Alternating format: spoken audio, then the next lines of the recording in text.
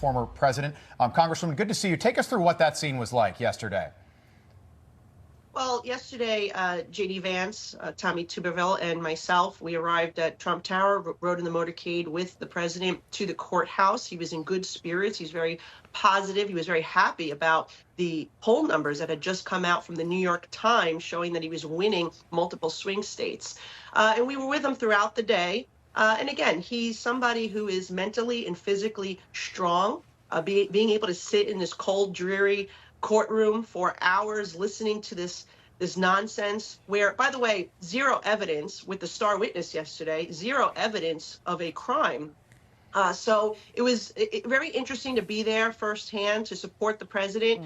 And I will say that what J.D. Vance said earlier is absolutely true. You have a star witness who is a convicted, disbarred felon who committed perjury, admitted to it, is guilty of it, lied before Congress. And again, his testimony yesterday, zero evidence that a crime took place by President Trump. And even if a crime had taken place, this would not be the proper venue, right? This is the Federal Election Commission would be the proper venue. They say there was no crime. The DOJ say that there was no crime. And even Cy Vance's predecessor says, Cy Vance, who was the predecessor for Alvin Bragg, said no crime. So the people of New York, the people that I represent, would love for Alvin Bragg to actually do his job and focus on the career criminals, the illegal immigrant gang members, and the drug smugglers who are wreaking havoc on the streets of New York and have made the people of this city less safe.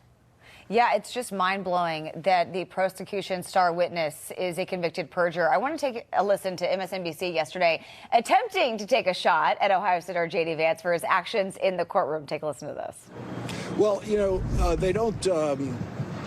J.D. Vance was on his phone the entire time. He wasn't taking in a word of testimony. Tuberville, to his credit, straight ahead, listening, taking it all in as best he can, whatever sense he can make of it. But J.D. Vance, there was really no reason for him to come if he wasn't going to take in anything that was happening. Lawrence, he tweeted that it's not fair to accuse Donald Trump of falling asleep and not being with it because he's, as he says, is 39 years old and he was almost falling asleep. Yeah, they know things aren't going well for the prosecution when the only thing these reporters are talking about is Vance on his phone, which I don't know about you, but I use my phone to type notes all the time. Exactly. I'm sure he can multitask. Just want to get your take. You were there with him in that courtroom. What are you seeing from the jury? What are you able to witness and really take in? Well, the jurors, it's a young group, many women in the courtroom. I would say that they are very poker face. They are listening to the testimony. They show zero emotion, and hopefully that they're actually listening. But you always wonder whether President Trump can get a fair trial in Manhattan, right. a borough that 80% voted against him. So we will see. Clearly there is zero evidence from their star witness. So, now it goes to the defense. And there's no other evidence that can turn up really for the prosecution's side. So in my view, this should be a directed verdict by the judge, shouldn't even get to the jury. We will see what happens here in the next couple of days. But I will say that this is all about keeping President Trump in Manhattan, secluded in this courthouse, right, where instead he should be out in the country meeting with people and talking about his campaign.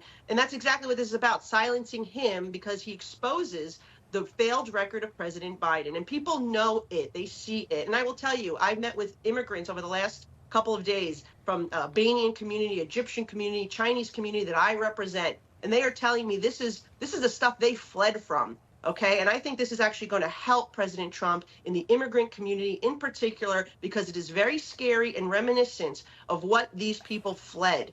Okay, that's the countries, third world countries. That's where you prosecute your opponent and try to jail people who are lead candidates of opposition. Yeah, Congresswoman, that is such a good point. We appreciate you being with us yesterday. It was a sight to behold with you and your colleagues outside the courthouse in Lower Manhattan, a show of force.